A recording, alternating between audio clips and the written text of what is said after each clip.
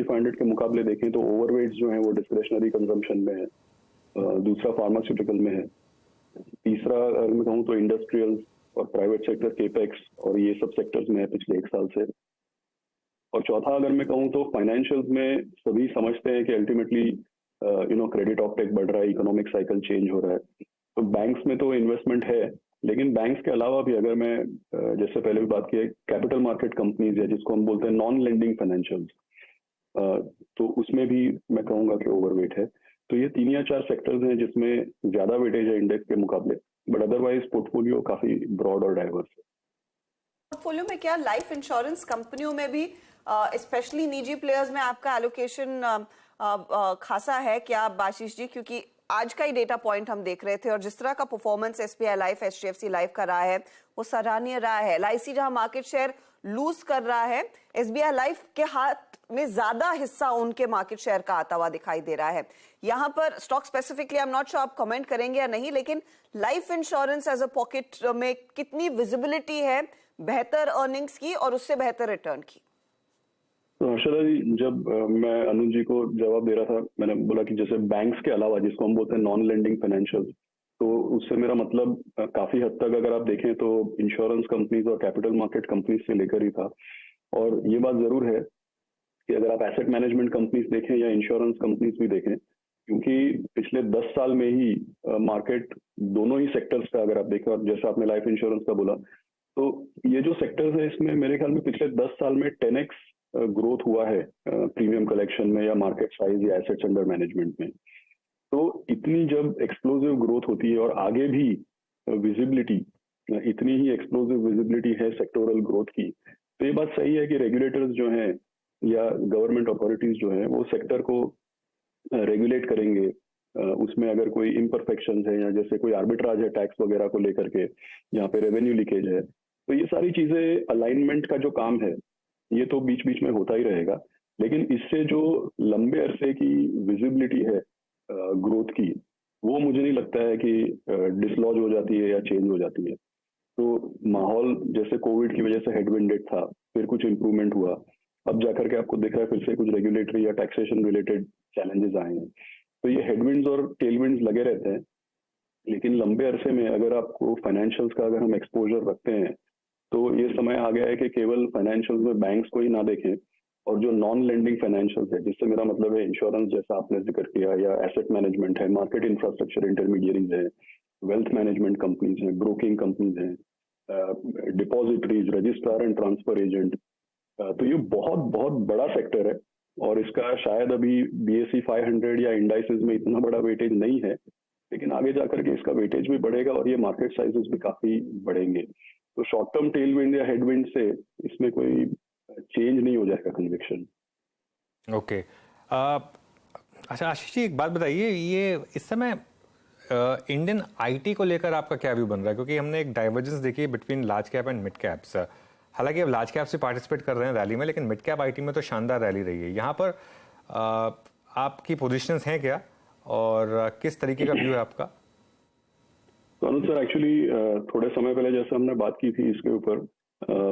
हम लोगों ने इनफैक्ट जो भी हमारी टीम है, या अगर आप हमारे पोर्टफोलियोज देखते हैं म्यूचुअल फंड्स के या पोर्टफोलियो मैनेजमेंट के, तो आप पाएंगे कि कंसिस्टेंटली आईटी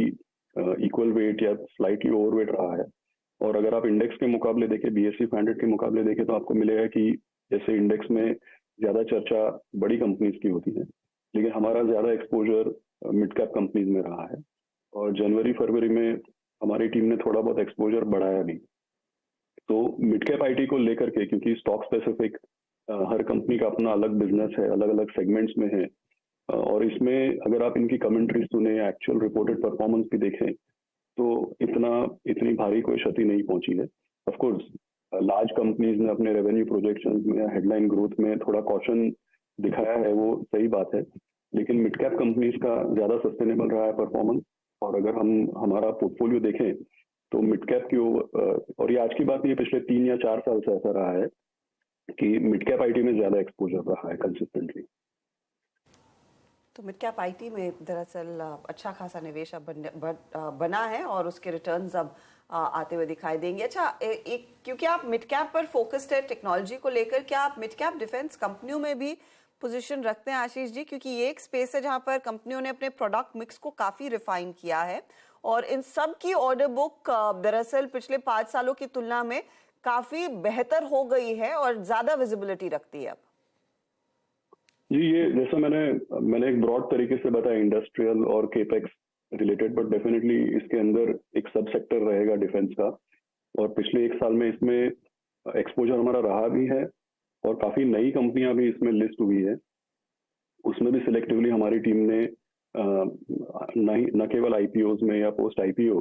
कंसिस्टेंटली पार्टिसिपेट किया भी है और इससे पिछले 1 साल में हमारे निवेशकों को रिवॉर्ड भी मिला है।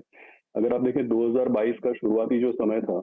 उसमें एक भारी सेक्टर रोटेशन हुई कमोडिटीज और पब्लिक सेक्टर एंटरप्राइजेस को लेकर के। तो पहले 6 महीनों में क्योंकि high governance, small and mid cap, bottom up stock picking, ये सब चीजों पे ध्यान था। तो 2022 के पहले 4-5 महीनों में काफी हेडविंडेड एनवायरनमेंट रहा और इंडेक्स के मुकाबले थोड़ा अंडर परफॉर्मेंस भी हुआ।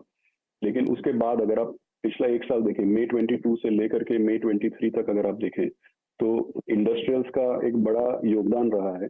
और इसमें जैसे डिफेंस सेक्टर की कंपनीज भी हैं, इनका काफी एक बड़ा योगदान रहा है हमारे परफॉर्मेंस में अल्फा लाने पे। ओके, ये टू व्हीलर स्पेस में बहुत बड़ी रैली यहाँ पर, क्या स्टॉक्स में अब थोड़ा एक जैसे टीवीएस मोटर जैसे स्टॉक्स हैं आशीष जी, क्या एक मिनी बबल लग रहा है या फिर मार्केट कुछ प्राइसिंग करने की कोशिश कर रहा है जो शायद इस समय हम नहीं देख पा रहे होता, क्योंकि जिस तरीके की रैली हुई है इन स्टॉक्स में बहुत ही स्टनिंग। तो अनुज सर, डेफिनेटली मुझे ऐसा लग रहा है कि ये थोड़ा मैं टेक्निकल की तरफ नहीं जा रहा हूं मैं, लेकिन मुझे ऐसा लगता है कि अगर आप 2022 का, जैसे पिछले सवाल में भी मैं बता रहा था, 2022 के पहले 6-7 महीनों में एक भारी सेक्टर रोटेशन हुआ मार्केट में। तो कुछ तो है वो एक्चुअली क्या होता है कि जैसे मार्केट में या इंडेक्स में या स्टॉक परफॉर्मेंस में काफी कारणों की वजह से रोटेशन होता है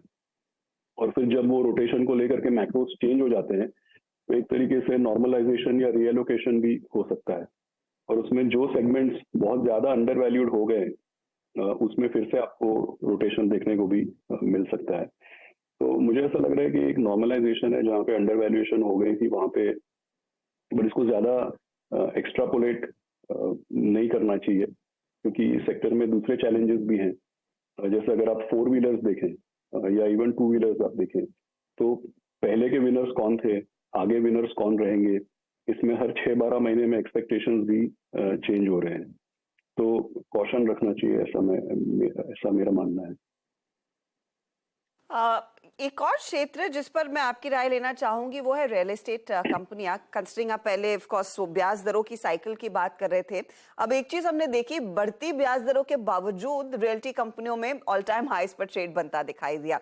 अब दरों में एक पॉज आया है, यानी कि इन लेवल्स पर कुछ समय के लिए टिकी रहेंगी। क्या अब मौका है इन स्टॉक्स में और तेजी आने का या फिर वैल्यूएशंस महंगे लगे?